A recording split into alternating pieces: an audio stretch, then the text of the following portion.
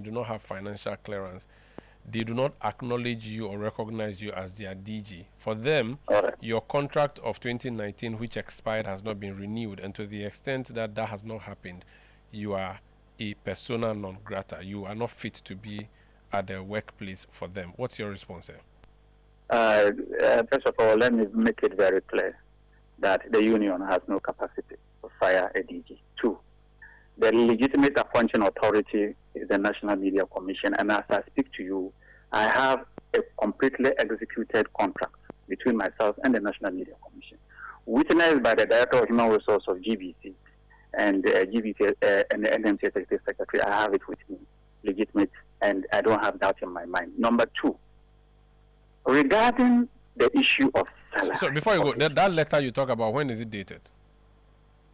Oh, my contract is effective 2nd October 2023 for a 4-year term, and I have it. And so let's just remember that the National Media Commission just a second, Prof. So after you were given your first contract of 2019, which expired in 2023, you got a contract renewal in 2023 for another 4 years, which will expire in 2027. Absolutely, and there is no doubt about that. And the National Media Commission itself has issued a statement to clarify that to my board, instructing my board to inform the staff.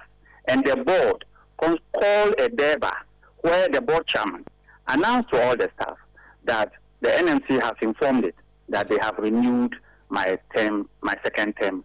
And this announcement was done in 2023?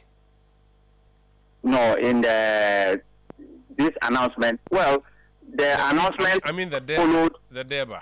No, the DEBA followed the claim of the union that I wasn't properly appointed. I just wanted to have I'm trying to work with a timeline. So you got your letter in 2023. I have the 2023 to 23, 4 years to 2027. I have it. Yes, I'm saying that. So after you got the letter, the NMC asked the board of GBC to do an announcement with the workers. I want to know when they were told formally at this DEBA. Was it last year or 2 years ago? No, this year. And I will explain to you. The NMC appoints CEOs of state media. When they renewed Graphic and Times and GNA, they didn't issue a statement. So when they renewed mine too, they didn't issue a statement. But the union decided to make a meal out of it. And the NMC responded recently by telling the board to inform the staff that there is no problem with the renewal of my appointment and that they have renewed it. And I have the renewed contract. Okay. Why have you not been receiving salary? Okay. Let me explain to you. In my first term, I got my first salary after 14 months. During that time, why didn't the union tell me that I was not properly appointed? When the documents leave and they go to the Ministry of Finance, for some reason, nobody knows why it takes so long. But at some point in time, they will issue. And I am not the first DG. There was a DG who spent 2 years in the post without salary because the paper was delayed. However, in the end, he was paid. So in my first term, it took 14 months before I got my first pay. And when they paid me all the arrears, all the back pay they did. So I got everything. During the second term, there was a delay in issuing the clearance. But Umaru, I can assure you, as I speak to you now, I have with me a clearance from the Ministry of Finance, which has been copied to controller. And so this issue they are talking about, they are in the past. As I speak with you, I have received a letter from the Ministry of Finance clearly indicating that I have financial clearance for my second term for the 4-year term. So with this to controller, I'm expecting that once they receive their copy of the letter, they will act. That was all that they were asking for a letter of clearance, and I have it as I speak with you. Except that, like I said, I am not going to make it public because it is a communication from Ministry of Finance to me about my salary. Why should I put it in the public domain? It was the union that went into records and took a copy and put it in the public domain about the request for the salary, for the financial clearance. I have it. And with that, I'm expecting to have all the arrears cleared up and everything paid to me. So I don't have a problem with salary. Okay.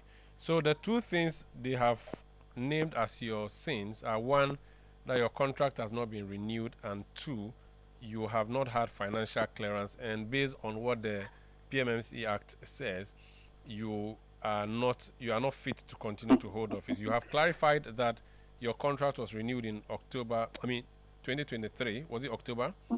Yes. And then you've also clarified that the non-payment. I have in my possession a copy of the salary. And you've also explained that the non-payment of your salary is something that this is not the first time, because your first tenure you spent only you spent up to 14 months before you started receiving salary.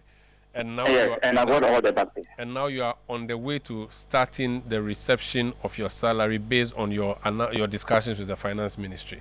If all of this, I have a letter to that effect. Good. So if this is as simple as it is, why are they up in arms against you? Oh, I think they should answer that question. I cannot. All I can assure you is this. I have taken a clear position. The right thing must be done at the Ghana Broadcasting Corporation. We are tired. We are tired of the decision of unions to take matters in their hands. And, for example, Sam Nafu is speaking to you. He doesn't work. He has declared himself that he's not going to work. He is a union executive. I have said, no, you can't be a union executive full-time job. It's a part-time job. And I am assuring him that he is supposed to go to work. Staff get up. They travel abroad without permission. Staff don't come to work and they expect to receive salary. No, I said, no way. If you are a staff and you don't come to work, you don't deserve salary. If you choose to travel on your own abroad to spend a month, 2 months, 3 months and come back and expect to still have your job there waiting for you, then you must be kidding me. You are not working in Ghana's public service. Ghana Broadcasting Corporation is under the Public Service Commission when it comes to HR policies. And as a CEO, I have the responsibility to ensure that all these regulations are enforced. So, for example, they are of the view that if a staff at GBC works, he must be promoted based on the number of years he works. But the Public Service Commission regulations requires that every rank comes with a certain level of academic qualification. If you don't have it, you can be here 100 years, you will not get that promotion by virtue of time worked. These things I'm enforcing. They are not happy with it. They think that somebody without an HND or a degree can come to GBC and rise up to become a deputy director. And I said, no way. The Public Service Commission guidelines are very clear about promotions. You, for example, if you don't have a first degree, you can never rise to be a manager. So I have said, I'm enforcing these things. I'm enforcing it. And I am not going to relent on these issues. The union is of a different opinion. So listen, Omaro, I have over 1,000 staff working. And if 12 people gather outside GBC under a mango tree to hold a press conference and declare me persona non grata. Look, I came to office today at 7 o'clock. I'm still speaking from my office. And I'll be leaving here by 6:30. There has been nothing to show that there is industrial disharmony here at the Ghana Broadcasting Corporation. The staff have understood exactly the agenda of this small group of people who have hijacked the union to misbehave. Over 1,000 staff are working, and 12 people, 14 people go to sit under a mango tree outside the Ghana Broadcasting Corporation to hold a press conference.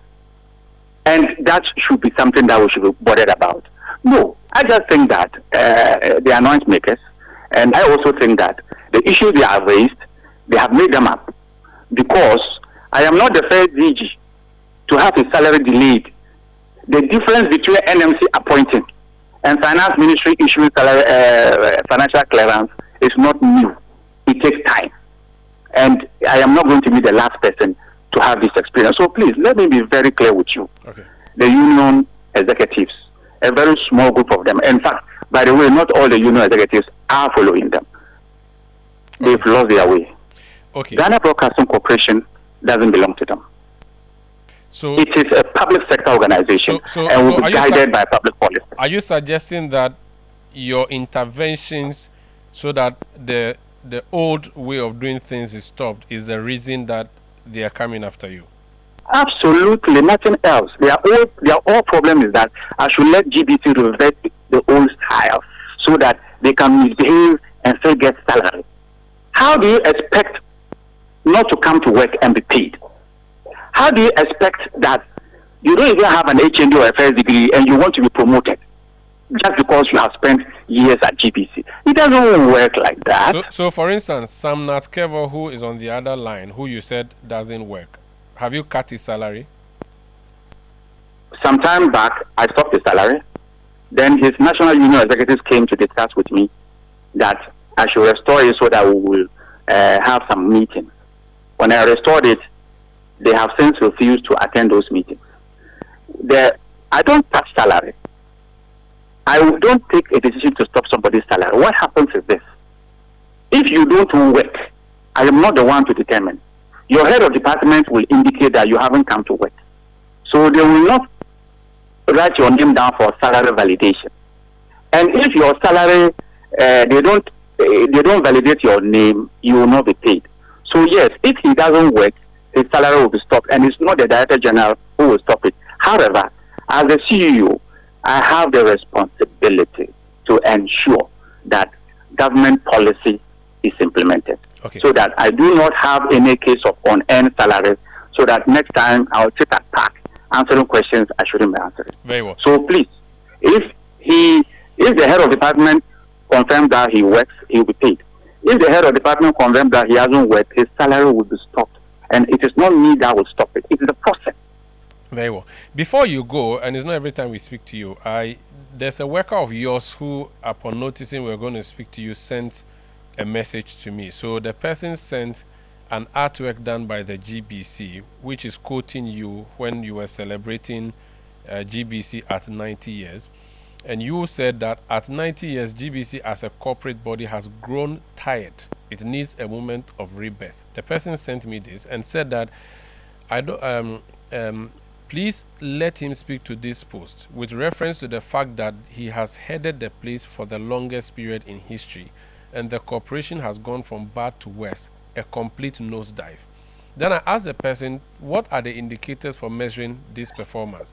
And the person replied, he has not been on salary for some months now. I think you've answered that. Controller and Accountant General's department stopped his salary because his contract ended, yet he's still at post. The union chair has fact and blah blah. I think that has been dealt. But another part the person speak about, it says simple equipment needed to work are not even available. Staff had buses transporting them to and from work. When he took over, all the buses are broken down. When last did you watch GTV? Production has almost collapsed. Logistics to produce programs are not available. The issues are many. Can you respond to this before you leave? Thank you very much. And I think that the fellow has rather helped me to make my case. Listen, first of all, when I came to GBC, there were not the buses sending workers to whom were not even there. Under my tenure, I have increased the fleet.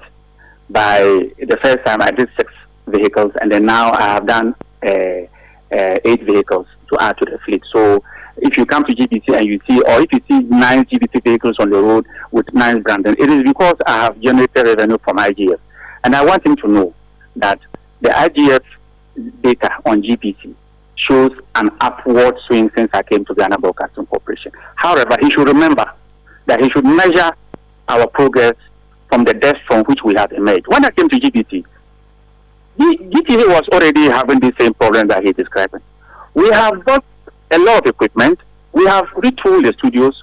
I introduced video walls to GBC. Didn't you know that before I came here, none of our studios had video walls? My management team worked to equip GBC. However, I did say it needs a repair simply because if you are bringing this equipment in and the attitude of the staff is still one of an entitlement mindset, not a mindset that demonstrates that I must produce before I get rewarded, that I am entitled to this and that and that. we are not going to go nowhere. So the repair I am talking about is simply to say that we should do away with this entitlement mindset, which is pushing union chairman Sam Nat and Co going about demanding heaven on earth, even though their contribution to our revenue is negative. They don't work. That is the rebirth I'm talking about. And in doing that rebirth, the union must choose to either align and work with management to put GBC forward, or management will continue to make strides to develop GBC. So I can tell him that he should look at GBC very well and compare it to GBC before I came. It's a whole different world. Even driving into GBC and driving now, you will know, yes, GBC has changed. If he is not aware that we have made progress, then he is deliberately refusing to understand what we are doing. However, when it comes to equipment, we have done a lot of new equipment purchases. Okay. I came to GBC to introduce robotic cameras into a Studio 9. I have looked into the refurbishment and the transformation of the new studio. I introduced video walls into Sports Plus channel studio and GTV main studio and GBC News Studios. All these transformations, if they are not seeing it, then I think that they are deliberately being blind to the progress that we have chalked. Another person. I am assuring you, okay, Ghana Broadcasting Corporation needs a rebirth. A rebirth that will do away with this idea that the union can determine who becomes DG or when the DG will go. Let me tell you, the last time they did that, we have a judgment debt which is still unpaid. Are you talking about over locals period or after? No, I'm talking about Ampem Dako. Okay. In fact, before I just wanted just one more thing. A listener, a worker of yours again, has also sent a message. And that person also says, you have divided the union. He said the union members who support him have been promoted. Others have been given bungalows meant for directors. Is that what you're doing? Absolutely. I have never given a bungalow to any union or former union staff, and that is a complete fabrication. The director I have not given. They should just name me that one person. Number two, I cannot divide the union. It is that some of the dissenting members of the union found out that the union had lost its mandate and its focus and was now on a project that had no sense to them. So they left the union to focus on GBC workers as GBC workers. And they are working. They realize that they're wasting their time following the union, and they are working. So how do I divide them? How can I divide the union? The union is there. I am not a union member. So if some members of the union have decided to leave the union positions and rather focus on their work at GBC, how can you blame them? Please, I have never promoted any former union person. No. Promotions don't happen like that. It's just a fabrication. There is nothing like that. A union member a former union member has decided he's going to focus on his work in the newsroom and abandon these union activities that takes GBC nowhere. He was of the opinion that a union that doesn't work with management has lost its direction. And that is why he left the union. How do I get to divide them? He should remember that every staff of GBC is a staff first before the union comes in as an organizational membership. So please, all the staff of GBC, whether union or no union, are supposed to work with me. There is nothing like divide. The union is there. They hold their elections and they elect their members. Very well. I cannot divide them. Okay, so thank please, you. There's nothing like that. Thank you so much, Prof, for speaking to us. Thank you very much, Umaru, for the opportunity. That's Professor Amin Al Hassan. He's Director General of the Ghana Broadcasting Corporation. Let me finish with the Union Chairman for GBC South.